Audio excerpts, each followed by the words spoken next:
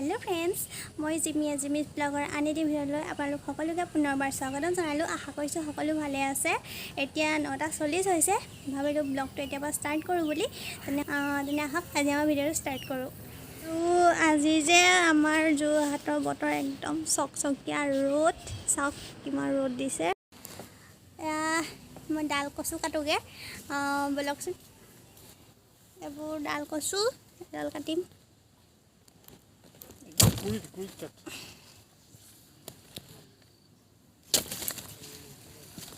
ডাল কচু কাটিলোঁ।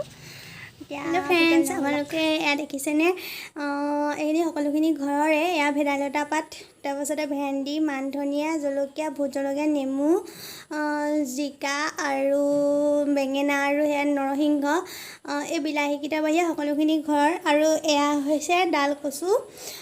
এইখিনি আজি দিনৰ সাজত এইখিনিকে বনাম বুলি ভাবিছোঁ। তাকে মই ভাবিছোঁ আজি থলুৱা টাচ দি কিবা এটা বনাওঁ বুলি। আৰু আপোনালোকে চাই থাকিব মই কেনেকৈ বনাওঁ, কি কৰোঁ। তেনেহ'লে ব'লক আজি আমাৰ বনোৱা মেলা আমি তেল দি লৈছোঁ। এয়া কেৰাহীত এটা শুকান জলকীয়া দি দিছোঁ, এটা তেজপাত, মই পিঁয়াজ আৰু জলকীয়া কাটি থৈছিলোঁ সেয়া দিছোঁ।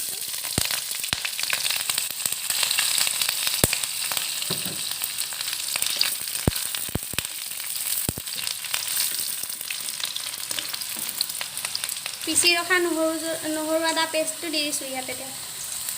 এতিয়া ভালদৰে গোন্ধটো যোৱালৈকে আকৌ এবাৰ লৰাই ল'ম। এয়া মই কাটি ৰখা বিলাহীখিনি দি দিছোঁ।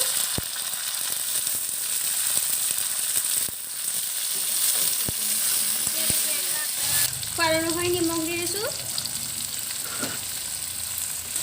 হালধি দি দিছোঁ। এতিয়া আকৌ লৰাওঁ। এতিয়া মই অকণমান জালুক দি দিছোঁ, জালুকৰ গুড়ি, অকণমান জিৰা গুড়ি, অকণমান ধনিয়া গুড়ি দিছোঁ। অকণমান কাশ্মীৰী ৰেড চিলি দিছোঁ।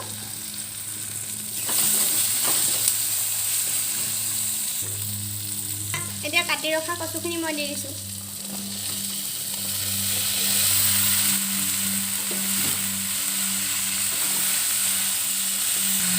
এতিয়া মই ধুনীয়াকৈ কচু আৰু বিলাহীখিনি লৰাই মেলি ভাজি লওঁ।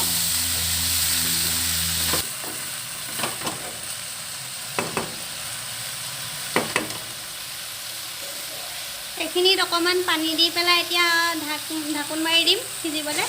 এয়া আমাৰ ডাল কচু চব্জিখন হৈ গ'ল, এতিয়া নমাই থ'ম। এয়া মই তেল দি লৈছোঁ। এতিয়া মই ভেন্দি ভাজিখিনি বনাই লওঁ। পিঁয়াজ দি দিছোঁ,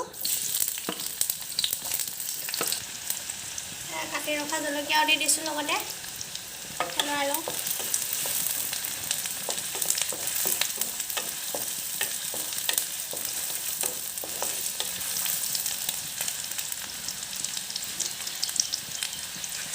নহৰু আদা পেষ্ট বনাই থৈছিলোঁ মই, এতিয়া দি দিব লৈছোঁ। এতিয়া এইখিনি কেঁচা গোন্ধটো যোৱালৈকে মই ভাজি ল'ম। মই বিলাহী অকণমান পেষ্ট বনাই লৈছিলোঁ, সেইখিনি ইয়াতে দি দিছোঁ।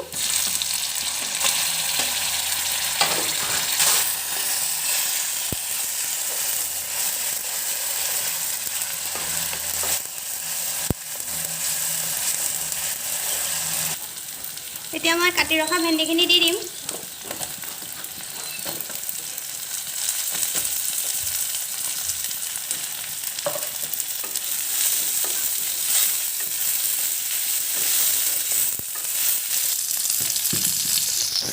মই নিমখ আৰু হালধি এতিয়াই দিছোঁ। মই এতিয়া অকণমান পানী দি লৈছোঁ সিজিবলৈ কাৰণে। এতিয়া এইখিনি অকণমান ঢাকোন মাৰি দিম। এয়া মোৰ ভেন্দি ভাজি হৈ গ'ল, এতিয়া নমাই লওঁ।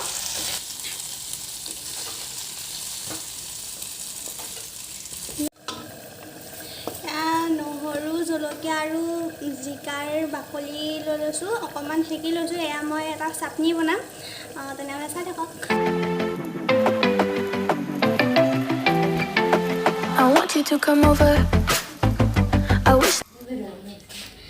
এয়া মই পকৰি বনাবৰ কাৰণে জোখ অনুযায়ী বেচন দি লৈছোঁ, তাৰপিছত পিঁয়াজ কুটি ল'লোঁ, তাতে জলকীয়া, হালধি আৰু অকণমান নিমখ দি দিছোঁ জোখ অনুযায়ী, তাৰপাছতে অকণমান জিৰা পাউডাৰ দিছোঁ টেষ্টৰ কাৰণে, আৰু এইখিনি ভেদাইলতা পিচি ল'লোঁ, সেইখিনি এতিয়া ধুনীয়াকৈ সানি পকৰিৰ কাৰণে যোগাৰ কৰি লৈছোঁ। এয়া আমাৰ ভেদাইলতা পকৰি বনি আছে। ভেদাইলতা পকৰি খাই কোনে কোনে ভাল পায় কমেণ্টত জনাবচোন। হেল্ল' ফ্ৰেণ্ডছ, আজি মোৰ এই থালিখন ৰেডি হৈ গ'ল।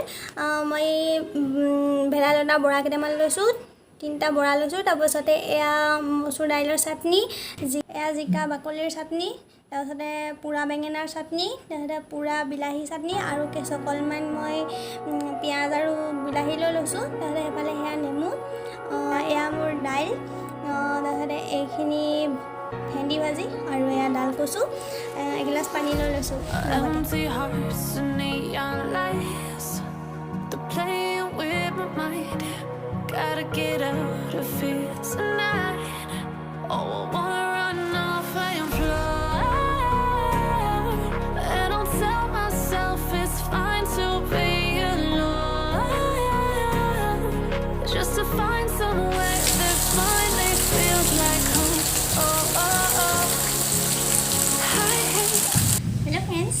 অথনি ভাত পানী খাই উঠি আৰু ভিডিঅ' কৰাই হোৱা নাই। প্ৰায় 3টা 3:30মান বজাতে খুব ডাঙৰ বৰষুণ এজাক আহিলে। তাৰপিছত অসমীয়া ভেজ থালিখন কেনেকুৱা পালে কমেণ্টত জনাবলৈ নাপাহৰিব। আৰু মই ভাবিছোঁ আজিলৈ ভিডিঅ'টো ইমানতে এণ্ড কৰোঁ বুলি। যদি ভাল পাইছে তেনেহ'লে লাইক, কমেণ্ট, শ্বেয়াৰ আৰু ছাবস্ক্ৰাইব কৰিবলৈ নাপাহৰিব। তেনেহ'লে আজিলৈ আহোঁ নতুন এটা ভিডিঅ' হৈ আকৌ লগ পাম। আজিলৈ বাই বাই।